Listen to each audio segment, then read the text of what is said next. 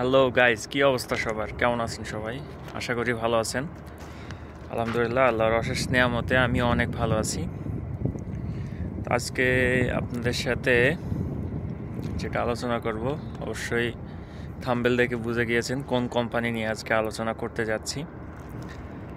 আজকে যেখানে ভিডিও করতে আসছি, আসলে এটা হচ্ছে আমার রুমের অপোজিটে একটু নতুন রাস্তা হচ্ছে, পাহাড় কেটে আর কি ওখানে আসছি। সে আর কি এই ভিডিওটা বানানো হচ্ছে।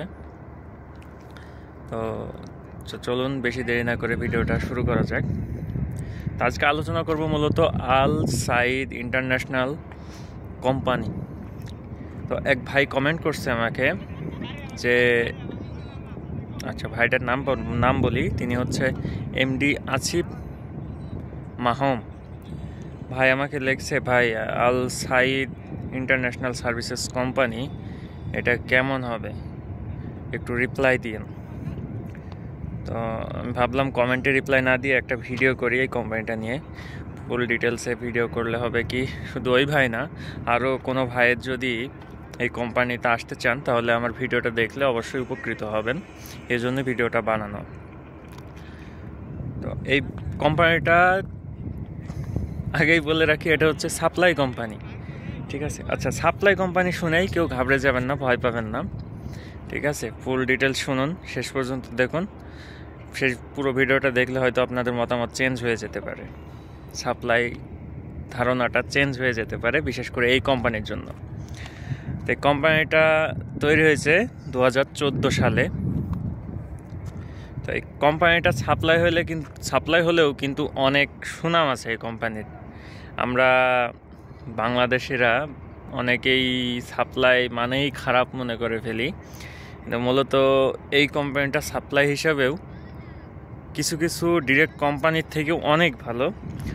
আর এই সাপ্লাই কোম্পানির এই আল সাইদ ইন্টারন্যাশনাল সার্ভিসেস কোম্পানির কিন্তু কোনো ব্যাড রিপোর্ট আজ পর্যন্ত নাই, এই পর্যন্ত। তো এই কোম্পানিটা হচ্ছে ইন্টারন্যাশনাল কোম্পানি, এবং এমনকি এটা শুধু সৌদি আরব না, আরও 50টা দেশে তারা এই ওয়ার্কার সাপ্লাই দেয়, ঠিক আছে? তো চিন্তা করুন, একটা কোম্পানি কতটা ভালো হলে বা বড় হলে সেটা 50টা কান্ট্রিতে তার কোম্পানি থেকে অন্য কোম্পানিতে লোক সাপ্লাই দিতে পারে। আর সৌদি আরবের বড় বড় কিছু কোম্পানি আছে, বিন লাদেন আছে, আরামকো আছে, ঠিক আছে, নাদেক আছে, আরও অনেক বড় বড় যেই কোম্পানিগুলো আছে তারা কিন্তু এই আল সাইদ ইন্টারন্যাশনাল কোম্পানি থেকে তারা লোক নিয়ে থাকে, ঠিক আছে? আর আরেকটা কথা হচ্ছে, আপনি যখন সৌদিতে আসবেন আপনার টেনশনটা কি কাজ করে, যে আমি কাজ পাবো কি না, বা কাজের থেকেও সবথেকে বেশি যে চিন্তাটা আসে সেটা হচ্ছে আমি বেতন ঠিক মতন পাবো কি না, আমি থাকার জায়গা ঠিক মতন পাবো কি না, আমি খাওয়া ঠিক মতন পাবো কি না, আমার আকামা ঠিক মতন হবে কি না। তো এই কোম্পানিতে আসলে আপনার এই চিন্তাগুলো আর একদমই থাকবে না, কারণ এই কোম্পানি আপনি নিয়ে আসার পরে আপনার কাজ থাক বা না থাক, এই কোম্পানি কিন্তু আপনাকে প্রতি মাসের মাস বেতন আপনাকে দিয়ে দিবে, ঠিক আছে? এবং বেতন দিতে লেট করে না, তারা মাসের শুরুতেই 1 থেকে 3 তারিখ, এমনকি মাস পূজার 2-1 দিন আগেও বেতন দিয়ে দেয়। তো এটা নিয়ে আপনার কোনো টেনশন নাই।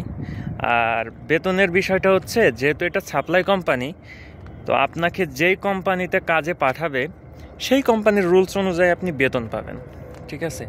কারণ যেহেতু এখানে তারা কাজ নেয়, তারা কোনো কাজ ধরে কাজ করায় না, যেহেতু সাপ্লাই দেয় অন্য কোম্পানিতে। আপনারা সাপ্লাই সম্পর্কে অবশ্যই অবগত কীভাবে কাজ হয়। তো সেইভাবে বেতন দেয় আর কি। আর ডিউটি বলতে আপনাকে 6 সেম, আপনি যেই কোম্পানিতে আপনাকে কাজে পাঠাবে সেই কোম্পানির রুলস অনুযায়ী আপনার বেসিক ডিউটির ঘন্টা হবে 8 ঘন্টা বা 10 ঘন্টা বা 12 ঘন্টা, এটা সেই কোম্পানির রুলস অনুযায়ী হবে।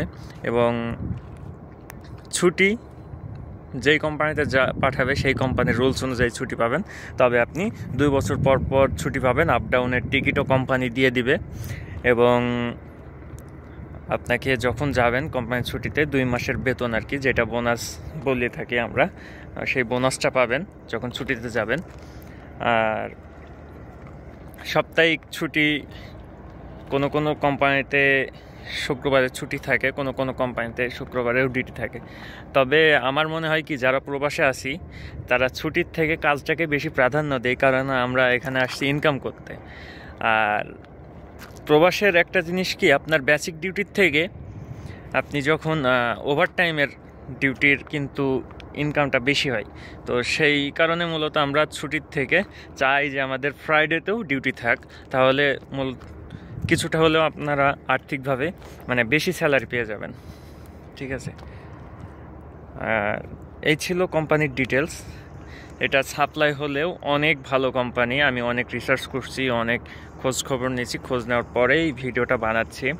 আর এমডি আসিফ মাহম ভাই, আপনি যদি ভিডিওটা দেখে রাখেন অবশ্যই কমেন্ট করবেন, আর বেশি বেশি সবাই ভিডিও আমার শেয়ার করবেন, সাবস্ক্রাইব করবেন। আমার ভিডিওতে অনেকে আসছেন, মানে অনেকে ভিডিও দেখছেন কিন্তু সাবস্ক্রাইব করছেন না। তো যারা দেখছেন আপনাদের কাছে রিকোয়েস্ট থাকবে সাবস্ক্রাইব করবেন, পাশে থাকবেন। আমি চাই আপনাদের সঠিক তথ্য দিয়ে হেল্প করার, কারণ বিদেশে আসার সময় আমরা অনেকেই দ্বিধাদ্বন্দ্বে পড়ি কিভাবে কি হবে না হবে। ঠিক আছে। আর আরেকটা কথা হচ্ছে, আপনাদের যদি এই আল সাইদ ইন্টারন্যাশনাল কোম্পানি বলে যদি আবার ভিসাতে অন্য নাম লেখা থাকবে, সেই ক্ষেত্রে আপনারা আসেন না।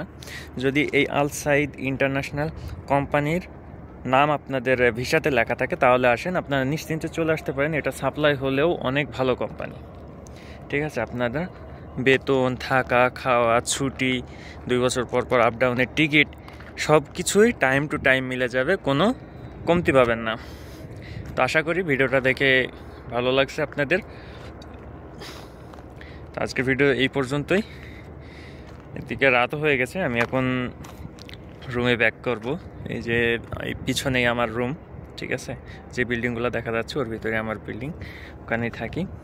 তো আল্লাহ হাফেজ গাইজ, বাই বাই।